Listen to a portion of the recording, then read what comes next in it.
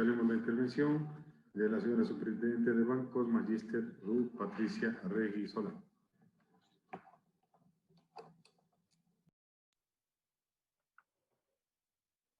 Muy buenas tardes, ingeniero César Litardo Caicedo, presidente de la Asamblea Nacional del Ecuador, señores y señoras asambleístas nacionales.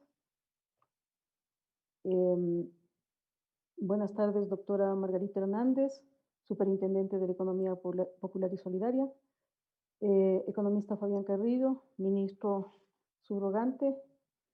Efectivamente, esta comparecencia al Pleno para la Superintendencia de Bancos es una oportunidad más de poder revelar y relevar la tarea y el trabajo que se viene haciendo en términos de la pre-pandemia y en términos también de la aplicación de la Ley Orgánica de Apoyo Humanitario. Debo señalar que no es la primera vez que comparezco sí al Pleno en el sentido de dar informe sobre la aplicación de la ley. Sin embargo, nosotros cuando se cumplió el plazo, que esto es del 22 de septiembre, para que la Superintendencia de Bancos informara que la ley decía los 3 meses, efectivamente nosotros hicimos un informe a nivel de detalle sobre todas las actuaciones que ha tenido la Superintendencia de Bancos. También he tenido la oportunidad de asistir e informar en distintas comisiones sobre la aplicación de la Ley de Apoyo Humanitario. En este momento, si me permite, señor secretario, y puedo hacer una presentación, me puede permitir compartir la pantalla para yo hacer una pequeña presentación y exhibir los números que efectivamente tenemos como Superintendencia de Bancos en cuanto a la aplicación de la ley. No me permite, no me habilita. Si me facilita la habilitación, por favor.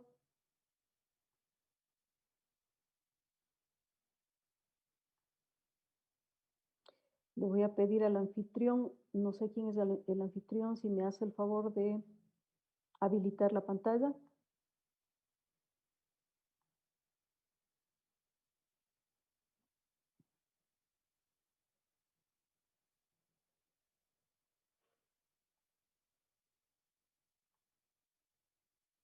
No sé quién es el anfitrión, discúlpeme, pero no me permite proyectar.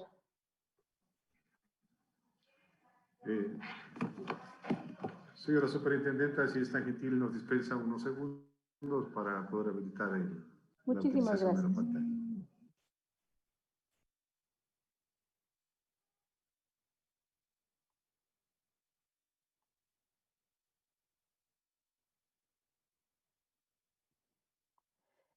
Mientras me habilita, también quisiera yo informar a la Asamblea Nacional, al Pleno, de que hemos remitido el día de hoy nuevamente los informes respectivos, han sido trasladados con el oficio número 468, con fecha de hoy, 28 de octubre, y en él se encuentra contenido un informe mucho más amplio, por supuesto, de lo que en esta presentación en PowerPoint lo voy a poder hacer. Muchas gracias. Entonces, procedo a compartir mi pantalla. Como ustedes bien conocen, señores asambleístas, la actuación de la Superintendencia de Bancos está en el marco de estas disposiciones constitucionales que tienen que ver con la participación en la función de transparencia y control social y que tienen que ver también con su rol dentro del sistema financiero nacional. Tiene otras disposiciones como son el Código Orgánico Monetario Financiero, la Ley de Seguridad Social y en el contexto de este marco jurídico tiene una misión y visión que son las que cumple efectivamente la superintendencia. También decir que desde el mes de abril, desde el 30 de abril en que fui posesionada como superintendente, hemos venido haciendo una serie de gestiones dentro de la superintendencia y una serie de actuaciones que permitan reinstitucionalizar a esta institución y dentro de eso también hemos estado trabajando en mejorar los niveles de transparencia, de revelamiento de información los niveles de protección de los usuarios de servicios financieros, también los niveles de reglamentación secundaria que le corresponde a la Superintendencia de Bancos.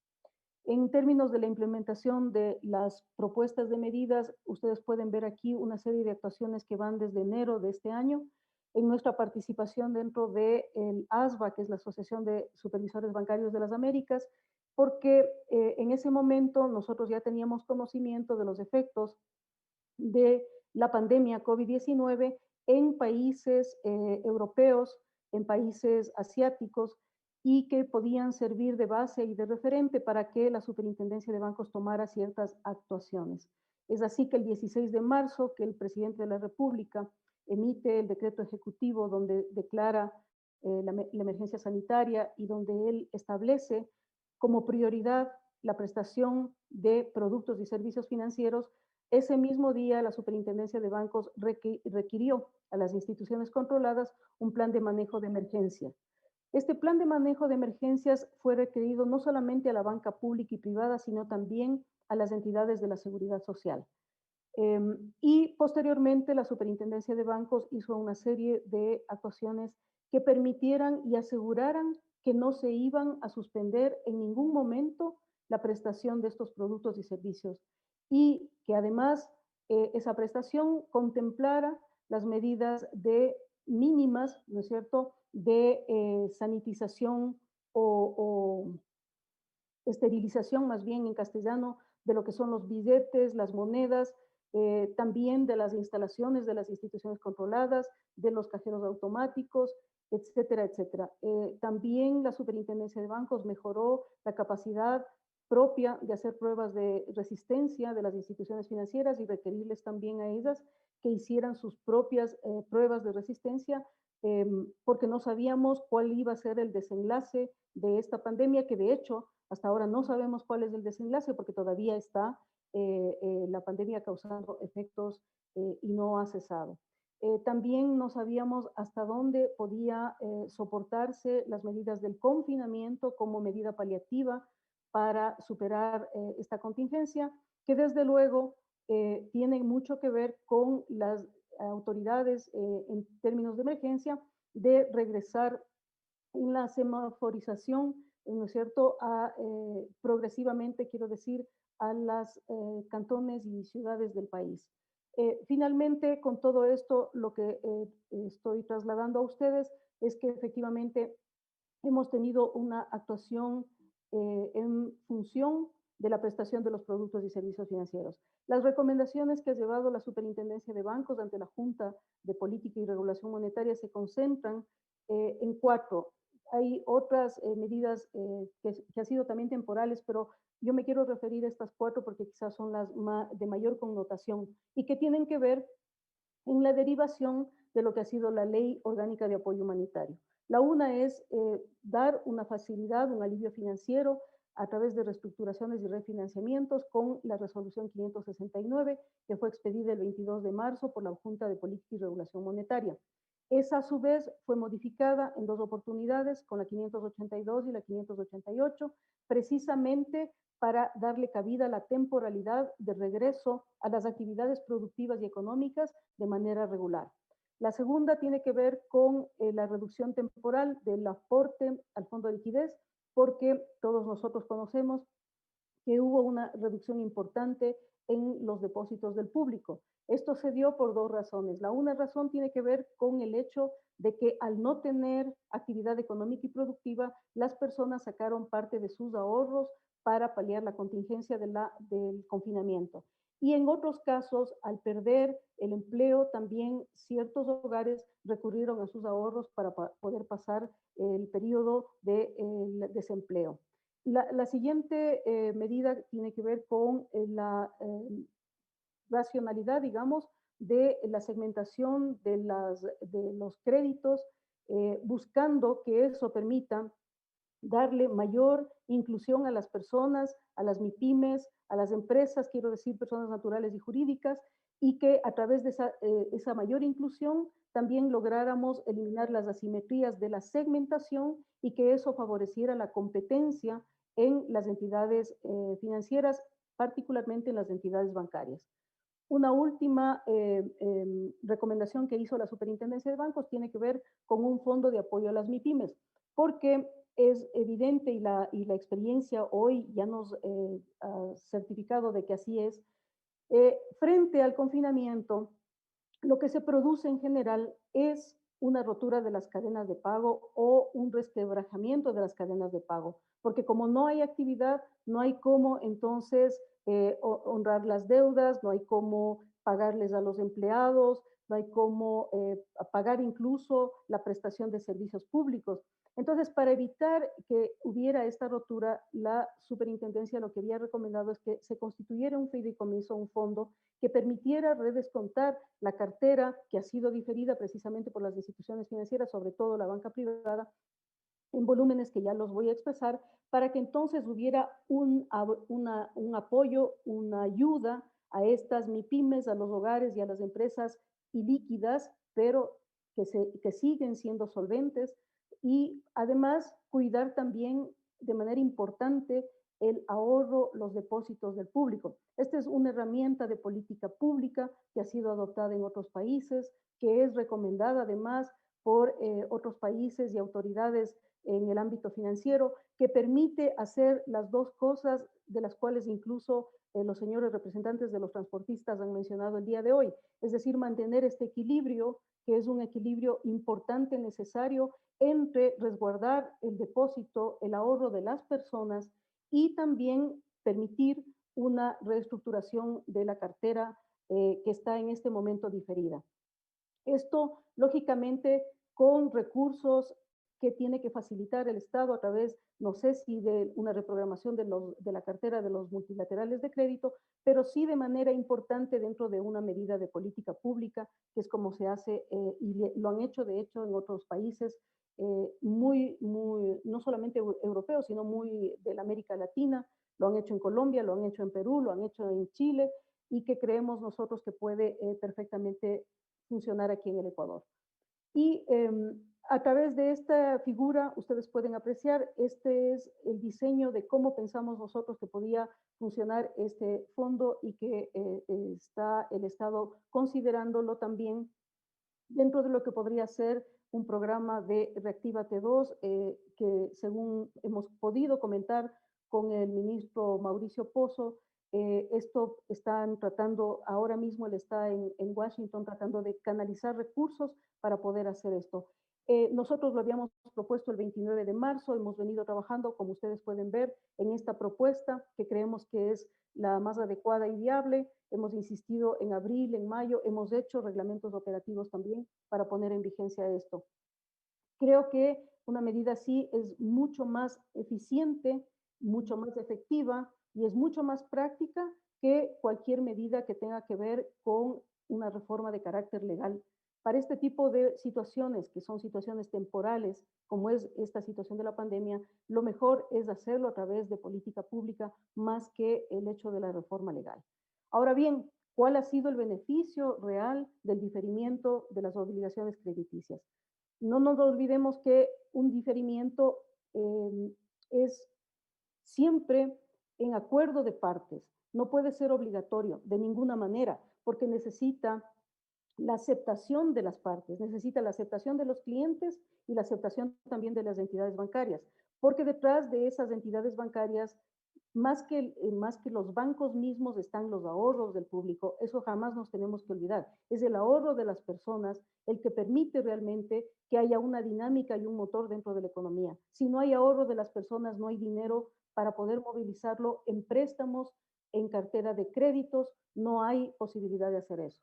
Entonces, el número de operaciones que han sido diferidas en el sistema bancario, ustedes pueden apreciar aquí, eh, empezaron siendo 1.900.000 operaciones.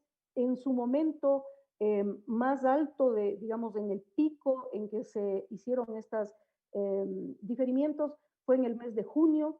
Se alcanzó a 1.977.000 operaciones.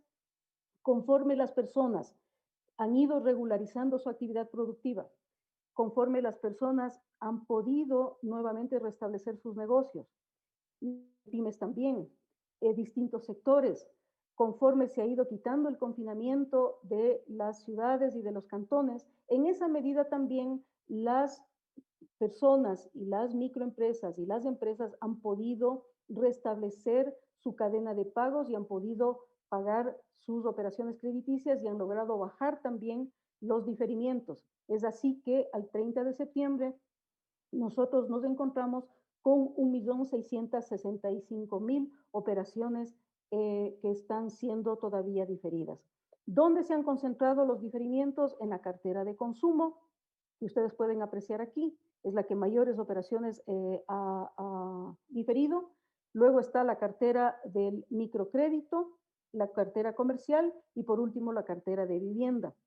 Venía presentando la cartera de consumo una cierta reducción, como ustedes pueden apreciar, que de todas maneras tendría, por la ciclicidad de la economía, dado que han regresado a las clases las escuelas de la sierra, entonces en esa medida parece que hay un repunte también de la cartera de consumo.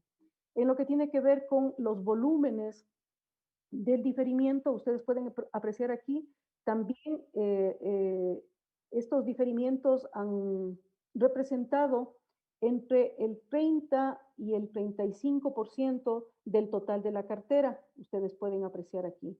También pueden apreciar que la cartera misma se ha reducido, producto precisamente del confinamiento, producto de la pandemia.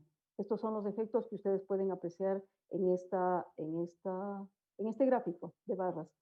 En cuanto a millones, ustedes miran aquí, el total de millones que se encuentra diferido son 10.208 millones.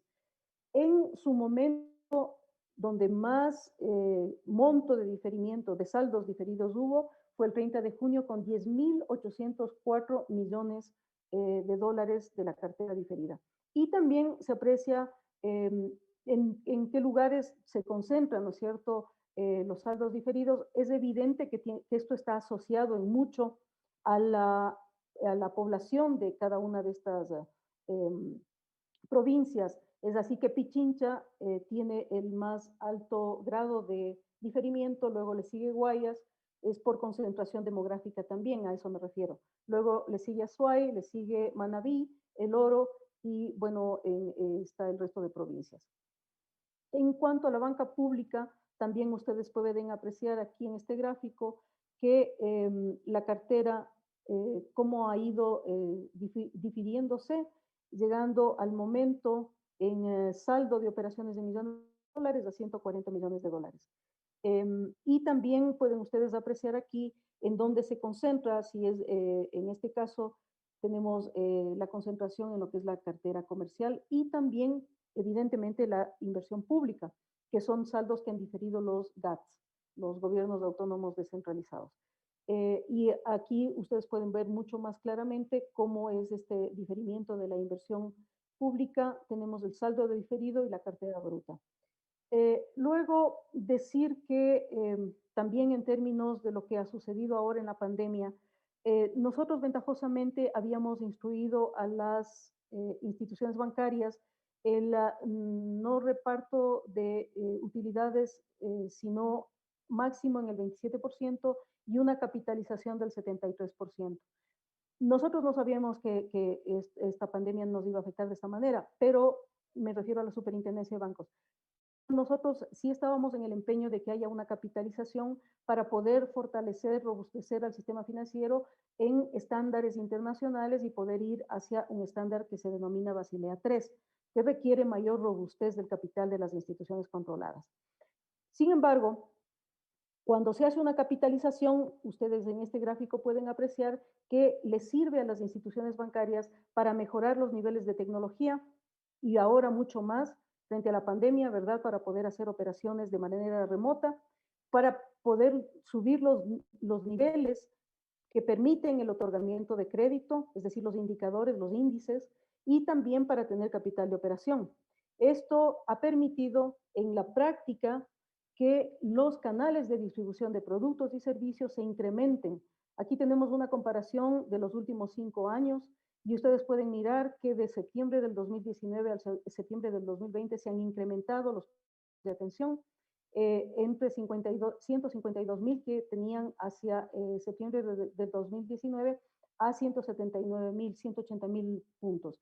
Pero lo más importante de este gráfico, y ustedes pueden apreciar, es que los puntos que se han incrementado son precisamente aquellos que tienen que ver con el manejo remoto, con transacciones virtuales, con operar a través de los sitios web de las instituciones bancarias, operar a través de la telefonía celular, operar a través de los cajeros automáticos y finalmente operar también a través de los corresponsales no bancarios. Esos son los que más se han incrementado y para que este incremento se dé en mucho, tiene que ver con la reinversión de las utilidades de la banca. Y ustedes pueden ver aquí un comparativo precisamente de cuáles son las operaciones que más han crecido. Y es la banca, la transaccionalidad, quiero decir, y es la transaccionalidad por banca virtual la que ha crecido. 47%. En la banca móvil tenemos un casi 10% y claro que sí, por el confinamiento han decrecido todas aquellas operaciones que requieren de manera presencial y que por tanto no debían y no es recomendable que lo hagan, ¿no es cierto?, para precautelar la salud de las personas. Hemos recibido con esta convocatoria al Pleno de la Asamblea un documento en el cual el prosecretario general de la Asamblea nos hizo llegar un listado de 784 operaciones que habían sido realizadas por 586 socios de las cooperativas de transporte. De ese listado, nosotros hemos podido obtener la identificación de 534 socios. Hemos enviado a nuestros supervisores en hacer la supervisión in situ para que ellos nos puedan identificar, digamos, de este listado, quienes efectivamente tienen operaciones en los bancos privados. Y al hacer esta comparación entre el listado que a nosotros nos entregaron y esta muestra, encontramos que a septiembre del 2020, ustedes pueden mirar, hay un total del 51.38% de la cartera que ha sido diferida, es decir, que ha tenido un alivio financiero. Y esa cartera está concentrada básicamente en la provincia del Guayas, luego la provincia de Pichincha, está Loja, Manabí, Azuay, El Oro, Santa Elena, Imbabura y el resto de provincias. Es decir, sí ha sido beneficiada de esta medida de alivio. Y también en lo que tiene que ver con la banca pública, ustedes pueden apreciar que también al septiembre son alrededor del 68% de la cartera precisamente que nos habían dado a través de este oficio que sí ha sido beneficiaria de esta medida de alivio financiero. En lo que tiene que ver con el resto del sector, este es un evolutivo, es importante y hay que recalcar que la clasificación de la cartera sigue siendo una clasificación importante en la cartera tipo A. Quiere decir la mejor clasificación. Y dentro de la muestra que nos entregaron, de los 464 socios, registran operaciones entre enero y septiembre. Entonces, este es el resumen de lo que nosotros hemos podido mirar. En lo que tiene que ver con el turismo, que también es uno de los temas que nos preguntaron, el turismo también se ha visto beneficiada de la medida de diferimiento en el 54.18%, ustedes pueden apreciar aquí. Y en septiembre, en la banca pública, que ha sido mucho más el monto del diferimiento, ustedes pueden encontrar que es el 74.13% que ha sido diferido. También quisiera yo comentar que las medidas de estas, tanto de resguardo de depósitos como de alivio financiero, que ya los he expresado anteriormente, están enmarcadas en la disposición 569 en principio y después en la ley de apoyo humanitario. ¿Qué significa eso? Que no degrada la calificación crediticia, que no implica costos de ninguna naturaleza adicionales, que no implica intereses por mora y que tampoco es permitido por el Código Civil del Ecuador, no es permitido el anatocismo. Por tanto, no se ha producido en lo que nosotros hemos podido hacer la supervisión en campo, es decir, la supervisión dentro de las instituciones financieras, con una muestra significativa, hemos podido evidenciar que no ha habido este cobro al que se refieren de intereses sobre intereses, que se conoce como anatocismo. También quiero comentar que las medidas que se han ido tomando en el Ecuador no han estado aisladas de las medidas que se toman en otros países, incluso dentro de la América Latina. En este cuadro comparado, ustedes ven que estamos tanto en lo que fue la reducción de requisitos de liquidez o de reservas, como lo que ha sido estas medidas de diferimiento de obligaciones crediticias, que son dos de las medidas importantes. Hay otras medidas, pero las hemos traído en materia de política monetaria. Hemos traído estas dos medidas. Ustedes pueden apreciar que el Ecuador está dentro del rango establecido para otros países. Entonces, hemos hecho unas medidas que están dentro del estándar internacional y las hemos adoptado en términos, bueno, esto no les voy a leer porque no les cansaría y además no es el objeto, pero ahí está la recomendación que ha dado el Fondo Monetario Internacional, las recomendaciones que han dado el Banco Mundial a los países en general y una evaluación de qué ha hecho el Ecuador. Y vemos que en las 9 recomendaciones que tienen que ver con la flexibilidad del marco de regulación, facilitar el apoyo público, las prácticas sólidas de gestión, la orientación de la clasificación y aprovisionamiento, todo esto, asegurar el funcionamiento de la industria, ¿no es cierto?, crítica en el mercado, todo esto en el Ecuador efectivamente hemos cumplido. Y por eso es que de alguna manera el impacto también del confinamiento, si bien lo estamos sintiendo, tiene unos cauces que ir solucionándose a través de la política pública. En el proceso de supervisión, como les comenté, no hemos dejado nosotros de hacer la supervisión tanto extra situ, que es como se conoce la de fuera de campo, como la supervisión in situ, y hemos estado en todas las instituciones, tanto públicas como privadas, y también las de seguridad social. Tampoco les voy a cansar repasando nuestro trabajo de campo, y esto además está incluido dentro del informe que ya ha sido entregado a la Asamblea Nacional. Decir que ahora lo que está propiciando la Superintendencia de Bancos son medidas de segunda fase. No nos olvidemos nunca que son medidas temporales. Siempre van a ser medidas temporales porque la pandemia tiene una temporalidad, pero necesitamos ir superando los efectos de esa pandemia y de esa temporalidad. Estas medidas de segunda fase, a través del PRODAFE, lo que buscan es nuevamente resguardar los ahorros del público, los depósitos de las y también seguir manteniendo medidas de alivio financiero a los deudores. ¿Por qué? Porque necesitamos que se vaya restableciendo progresivamente la cadena de pagos y entonces que el ciclo que es el ciclo virtuoso del flujo monetario, de los flujos monetarios, pues vayan también permitiendo al país el restablecimiento de las actividades económicas. En ese sentido, la superintendencia también ha modificado los canales de atención a las personas naturales y jurídicas, y también hemos hecho unos acondicionamientos dentro de la superintendencia para poder atender de mejor manera a través de canales remotos. Entonces, hemos tenido un incremento importantísimo en los canales virtuales, telefónicos, han disminuido las atenciones de manera presencial. En total, ustedes pueden apreciar aquí que hemos atendido 85.242 usuarios de servicios financieros.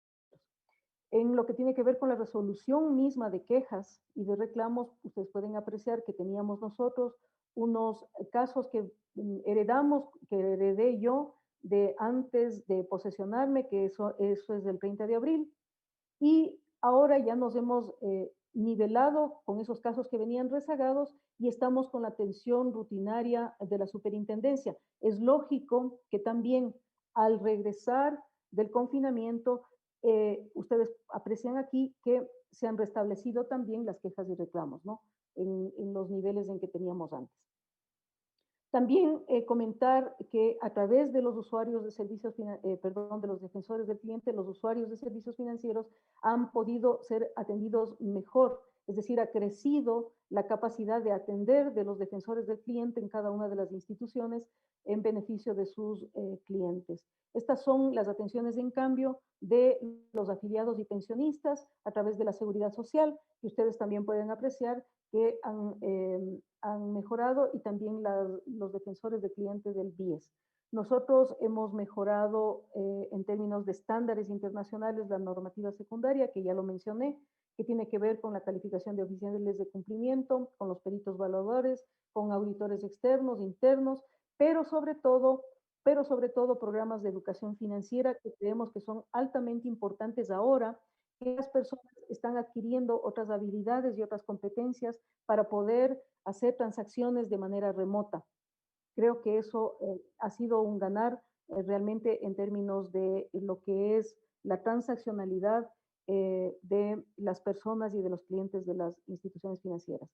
¿Qué consideramos como superintendencia de bancos? Nosotros tenemos la esperanza de que efectivamente vamos a convivir de manera resiliente con la pandemia, por supuesto que sí, pero vamos a poder mejorar nuestros sistemas financieros para hacerlos cada vez más inclusivos. Estamos trabajando en eso desde la Superintendencia de Bancos, y estamos también trabajando en llevar al estándar bancario hacia Basilea II para mejorar los niveles de capital, de solvencia que necesita el sistema bancario de cara al futuro, para que pueda ser más competitivo también, para que pueda entrar banca internacional, para que las reglas de juego sean claras y sean transparentes y puedan propiciar realmente una mejor competencia dentro del sistema financiero. Eso es, estamos, por supuesto, trabajando de la mano con el ministro Mauricio Pozo.